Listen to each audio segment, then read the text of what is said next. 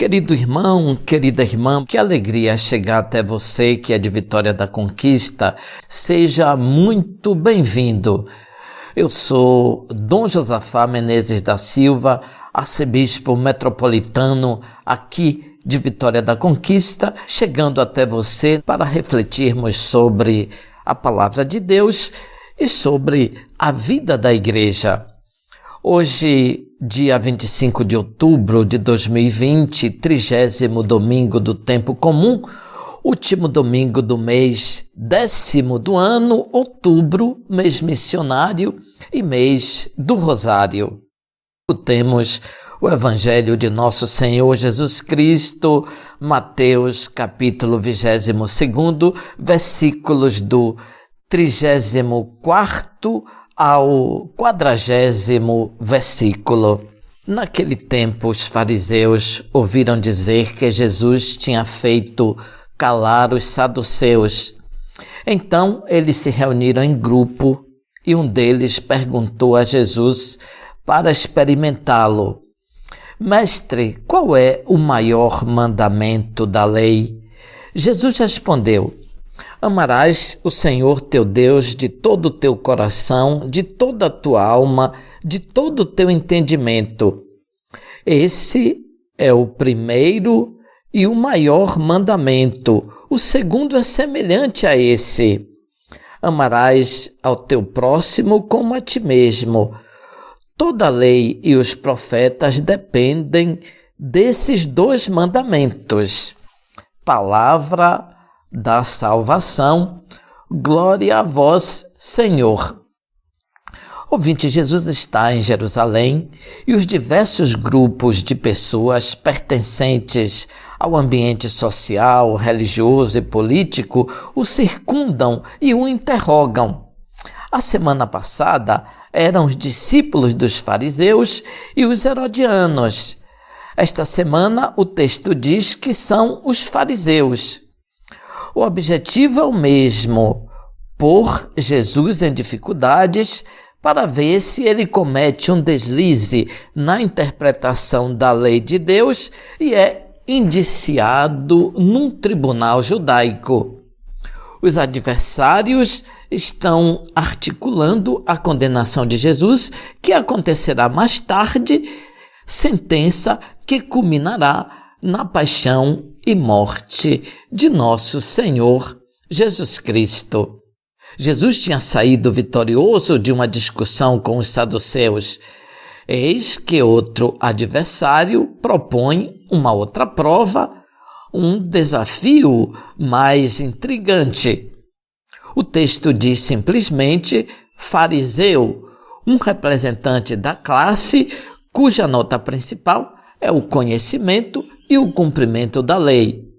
Uma pergunta em nome de todos e todo o grupo de tocaia espera a resposta. Mateus diz que querem experimentar a Jesus. Qual é o maior de todos os mandamentos? Pergunta então o fariseu. A resposta deveria ser: é o sábado, porque até Deus respeitou o sábado, não trabalhando no 7º dia. Gênesis capítulo 2, versículo 3º. A transgressão do sábado equivalia ao cumprimento à lei e a desobediência era punida com a morte. Êxodo capítulo 31, versículo 14. Jesus, no entanto, curava aos sábados, demonstrando-se sempre livre em relação ao preceito do 7º dia. O sábado foi feito para o homem e não o homem para o sábado, dizia então o profeta da Galileia. Jesus tinha sempre algum critério importante para submeter aos mandamentos. Jesus tinha sempre um critério importante para submeter os mandamentos.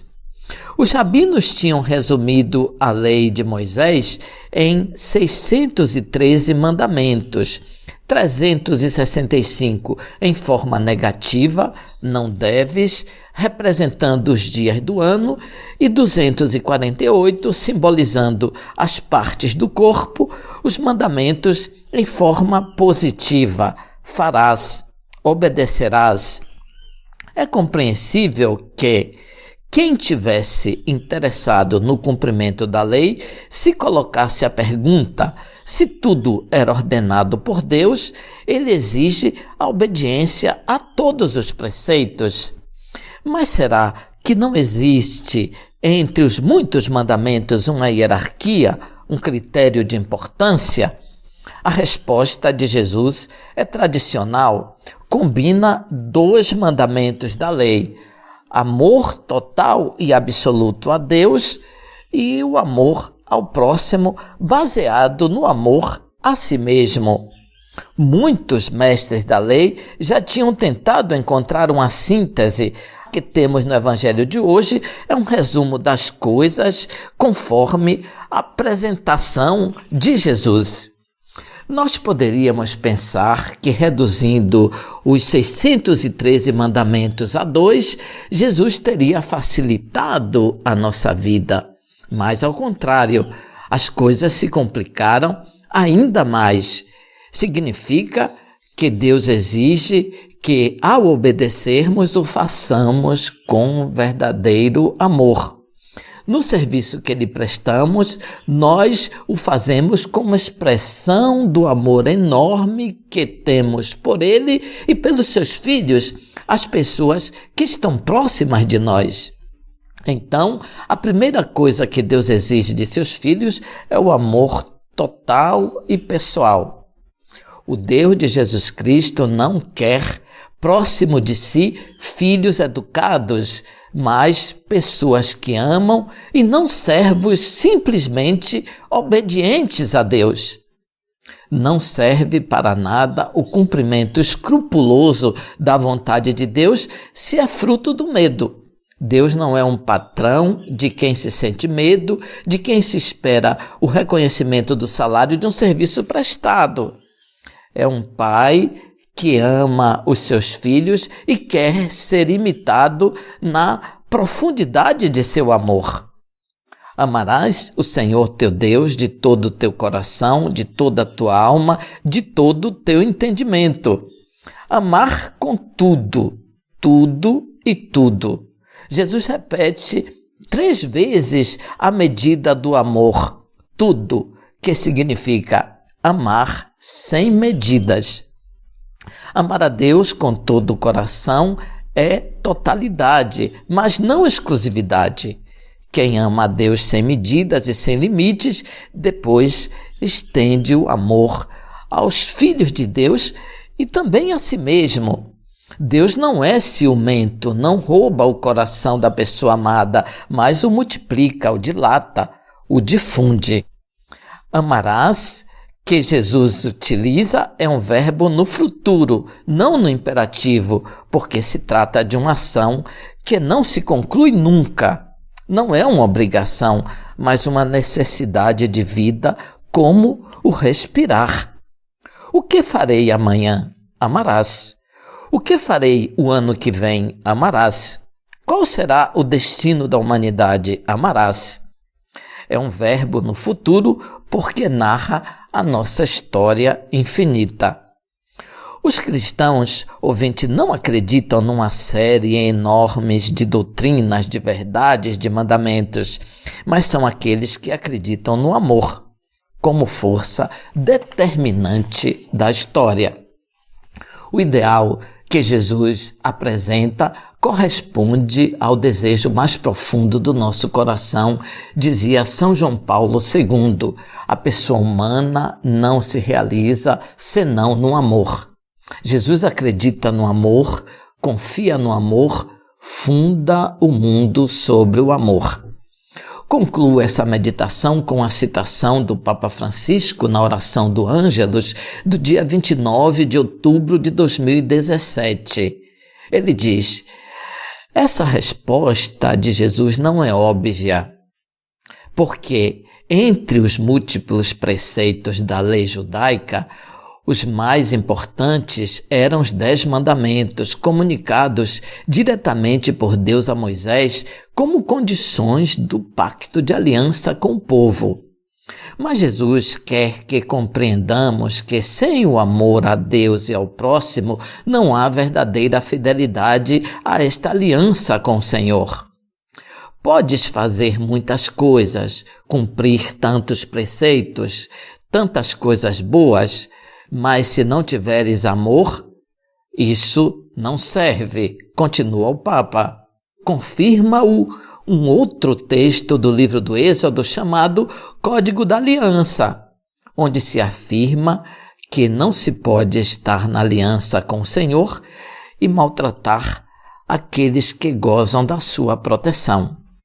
E quem são aqueles que gozam da proteção de Deus? A Bíblia diz: a viúva, o órfão, o estrangeiro, o migrante, ou seja, as pessoas mais sozinhas e indefesas. Respondendo a estes fariseus que o tinham questionado, Jesus tenta também ajudá-los a pôr ordem na sua religiosidade, a estabelecer de novo o que conta realmente e o que é menos importante. Jesus diz: nesses 2 mandamentos se resumem toda a lei e os profetas. São os mais importantes e os outros dependem destes 2. E Jesus viu precisamente assim a sua vida, pregando e fazendo o que conta, realmente é essencial, ou seja, o amor. O amor dá impulso e fecundidade à vida e ao caminho de fé. Sem amor, quer a vida, quer a fé, permanecem estéreis. O que Jesus propõe nesta página, continua o Papa, é um ideal maravilhoso que corresponde ao desejo mais autêntico do nosso coração. Com efeito, fomos criados para amar e ser amados. Deus, que é amor, criou-nos para nos tornarmos partícipes da sua vida, para sermos amados por Ele, para o amar e para amar juntamente com Ele todas as pessoas. Este é o sonho de Deus para o homem. Aqui termino a citação. Antes da bênção, queria dizer a você, ouvinte, que no dia 15 de novembro deste ano, de 2020, nós teremos as eleições municipais.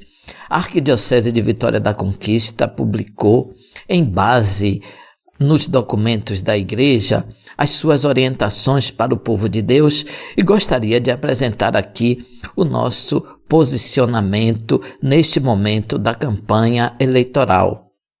Leio então: a Igreja não pode nem deve tomar nas suas próprias mãos a batalha política para realizar a sociedade mais justa possível. Não pode nem deve se colocar no lugar do Estado, mas também não pode e nem deve ficar à margem da luta pela justiça. Bento XVI, na encíclica Deus é Amor, número 28.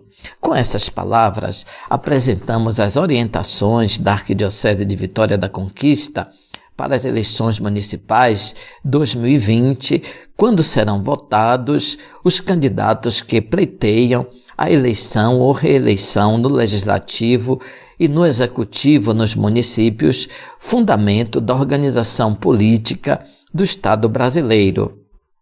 Em razão da pandemia da Covid-19 e das últimas modificações na legislação eleitoral, a campanha eleitoral deveria ser mais breve, os eventos presenciais menores e ampla a utilização das redes sociais. Essas situações conjunturais não diminuem, porém, a importância do pleito e a intensidade como os eleitores e candidatos estão se preparando para vivê-lo. Nas eleições deste ano, está em jogo o direito cidadão de eleger os representantes que cuidarão da administração local, onde as políticas públicas têm a sua aplicação mais concreta e os seus benefícios podem tocar profundamente a realidade de cada município. Como cidadão, o fiel católico deve ser o primeiro interessado na promoção do bem de sua cidade e deve ser capaz de votar de maneira consciente e responsável, escolhendo entre os candidatos os mais idôneos e competentes. A Igreja Católica, através do Código de Direito Canônico, do seu ensinamento social, nas encíclicas, exortações apostólicas e outros pronunciamentos dos papas, da Conferência Nacional dos Bispos do Brasil e dos regionais, bem como das orientações dos bispos em suas igrejas particulares, possui um conjunto de normativas que poderá se constituir um subsídio capaz de contribuir com as outras forças sociais no debate para a edificação do bem comum e do crescimento do processo democrático. Neste informativo, nós reunimos algumas como orientação para as nossas paróquias e comunidades, seus ministros e fiéis. Portanto, nesta campanha eleitoral, a Arquidiocese de Vitória da Conquista procurará manter uma postura coerente com as disposições da doutrina social e com as regras da justiça eleitoral do Brasil. Trabalharemos para a conscientização dos eleitores e dos líderes das nossas comunidades, para que não permitam que os nossos templos, espalhados pelo imenso território dos 20 municípios, não desviem de suas funções e não contribuam para a propaganda eleitoral ilícita de qualquer candidato, mesmo daqueles que são mais próximos do nosso horizonte de valores e de nossas opções sociais. A manipulação política da religião não é um benefício para o convívio democrático e não contribui para a harmonia social e democrática. Cumprindo o nosso dever pastoral, trabalharemos para que o processo eleitoral em toda a nossa região seja digno da grandeza ética de nossas populações e menos condicionado pelos muitos vícios e comportamentos inadequados, cujo histórico nunca desapareceu das eleições de um país de extensão continental e campeão em desigualdades sociais. Compra e venda de votos por meio de promessa e fornecimento de material de construção, marcação de consultas, exames, cirurgias, cestas básicas, patrocínio de festas, de material esportivo para jovens, de promessa de empregos, dinheiro em espécie e outros. Trabalhar por eleições cidadãs é dever das autoridades eleitorais, mas também de toda a sociedade civil, especialmente das entidades e organizações que têm responsabilidade com a construção de uma sociedade justa, solidária e fraterna. Ouvinte, o Senhor esteja convosco, Ele está no meio de nós. Bendito seja o nome do Senhor, agora e para sempre. A nossa proteção está no nome do Senhor, que fez o céu e a terra. Abençoe-vos Deus Todo-Poderoso, Pai, Filho, Espírito Santo. Amém. Ouvinte, bom domingo, louvado seja nosso Senhor Jesus Cristo, para sempre seja louvado.